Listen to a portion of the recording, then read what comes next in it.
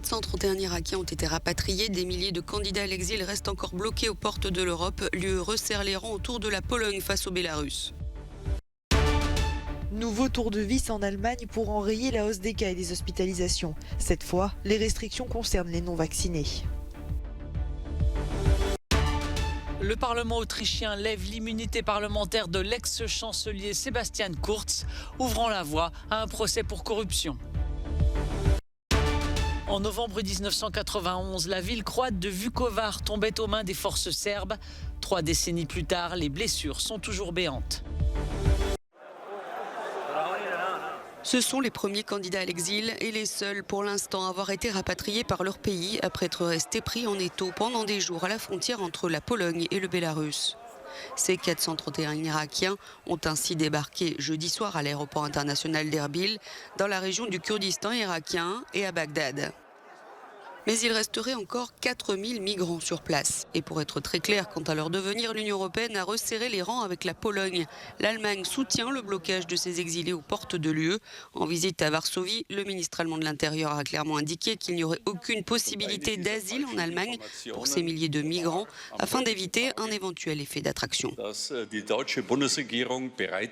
La dernière fausse information en date était que le gouvernement fédéral allemand serait prêt à accueillir un certain nombre de ces réfugiés en Allemagne. On parlait de 2000 personnes. J'ai immédiatement contacté la chancelière et j'ai reçu des informations claires, selon lesquelles il s'agissait bien d'une fausse information.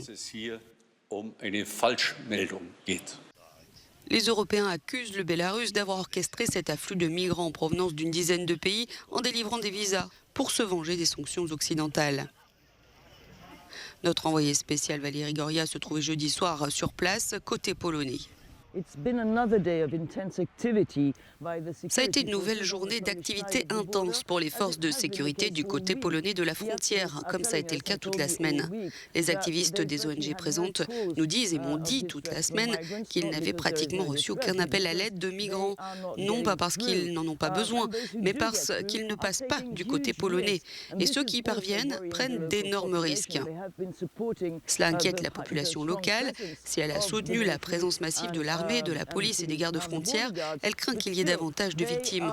En fait, les gens se disent sûrs qu'il y aura d'autres victimes dans les prochaines semaines et ont peur que cela arrive juste dans leur jardin.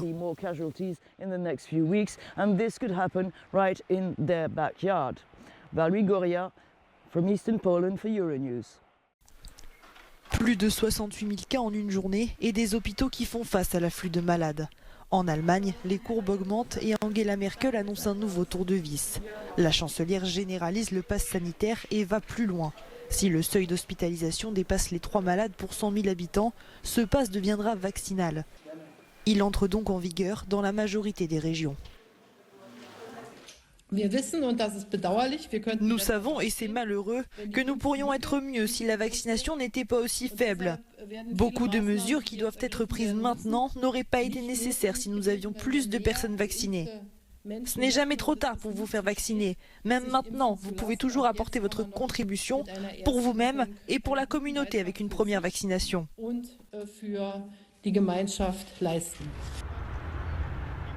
Pour la chancelière, le gouvernement fédéral devrait initier la vaccination obligatoire pour les soignants. Angela Merkel a également annoncé que tout le monde devrait pouvoir recevoir un rappel ou une 3e vaccination au plus tard 6 mois après la 2e injection. Dans le pays, une seule question, ces mesures suffiront-elles à aplanir la courbe? L'Allemagne est dans les pas de l'Autriche, premier pays à avoir sanctionné les non-vaccinés. Là-bas, ils sont confinés, mais dans 2 États, il était peut-être trop tard. En Haute-Autriche et à Salzbourg, le confinement concernera tout le monde à partir de lundi. Avec des incidences sur 7 jours autour de 1600, les 2 régions sont bien au-dessus de la valeur nationale portée à 989. Ce confinement devrait durer 3 à 4 semaines et rendre la situation plus stable pour les fêtes de Noël. C'est un seuil symbolique dans la lutte contre le coronavirus que vient de dépasser le continent américain. Plus de la moitié de sa population a désormais reçu les 2 doses du vaccin, selon l'Organisation panaméricaine de la santé. L'OPS se félicite également de la baisse du nombre de nouvelles infections et de décès, respectivement moins 5 et moins 17% par rapport à la semaine dernière. Cependant, les situations diffèrent grandement suivant les pays. Haïti connaît ainsi un niveau de vaccination sous les 1%, alors que le Chili est presque à 90%. Au Pérou, près d'un habitant sur deux a aujourd'hui reçu les 2 doses. Le gouvernement a décidé d'employer l'armée pour accélérer sa campagne. Depuis le mois d'avril, les chiffres de contamination au Covid-19 sont en baisse dans le pays et atteignent aujourd'hui moins de 40 cas pour 1 million d'habitants. Le gouvernement compte mettre en place dès le 15 décembre un pass sanitaire. Il sera exigé à l'entrée de tous les lieux publics clos. Aux États-Unis, la circulation du virus s'est accélérée depuis la fin du mois d'octobre. Les autorités poursuivent la campagne de vaccination, notamment à destination des enfants âgés de 5 à 11 ans. 2,6 millions, c'est environ 10% des enfants. Dans les 10 jours suivants, l'activation de notre programme, nous parlons de 10% des enfants.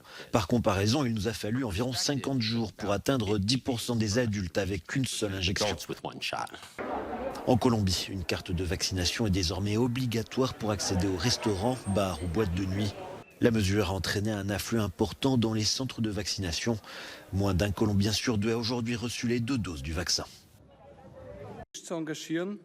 La justice va pouvoir faire son travail en Autriche. Le Parlement a levé l'immunité parlementaire de l'ex-chancelier conservateur Sebastian Kurz, poussé à la démission en octobre sur fond de scandale de corruption.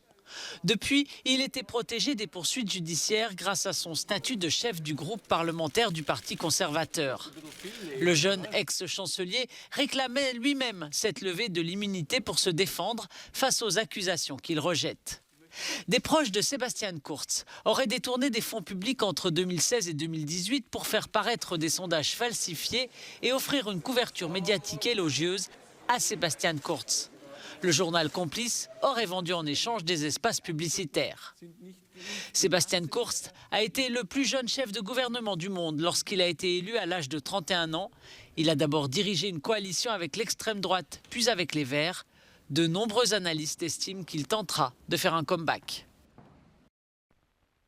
Aux États-Unis, 2 hommes condamnés pour l'assassinat de Malcolm X viennent d'être innocentés.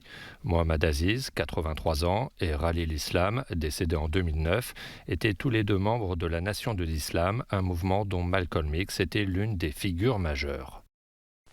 Les faits s'étaient déroulés le 21 février 1965 dans cette salle de spectacle de Harlem.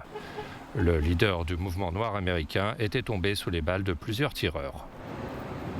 Après la diffusion en février 2020 d'un documentaire sur Netflix soulevant des doutes sur cette affaire, le procureur Cyrus Vance a demandé à ses équipes le réexamen du dossier. Il s'avère, selon l'enquête, que le FBI et la police de New York avaient dissimulé des preuves cruciales qui auraient probablement conduit à l'acquittement des 2 hommes. Dans le détail, le dossier fait état d'un grand nombre de suspects et d'agents infiltrés dans la salle au moment de la fusillade. De quoi avoir des doutes sur le rôle réel du FBI et de la police new-yorkaise dans cet assassinat. Ce rebondissement judiciaire pourrait mener à de nouvelles révélations. Déjà en février dernier, dans une lettre posthume, un policier affirmait s'être rapproché de l'entourage de Malcolm X et avoir piégé ses 2 gardes du corps à la demande de sa hiérarchie. Ces agents de sécurité avaient été arrêtés quelques jours avant l'assassinat. Derrière ces façades se cachent de véritables bijoux. L'artiste russe Karl Fabergé est célèbre pour ses œuvres, des œufs ornés de pierres précieuses destinées à la famille impériale Romanov au début des années 1900. Des pièces au cœur d'une exposition au Victoria and Albert Museum de Londres. Ils sont intrigants, un synonyme de l'artisanat de luxe et de beauté. Quand vous les regardez de près, et j'appelle tout le monde à les regarder de près, ils sont époustouflants. Ces créations sont là pour nous attirer et générer un sentiment d'émerveillement. Au-delà des œufs Fabergé, l'exposition retrace l'histoire de l'entreprise, symbole d'un artisanat et de l'élégance russe.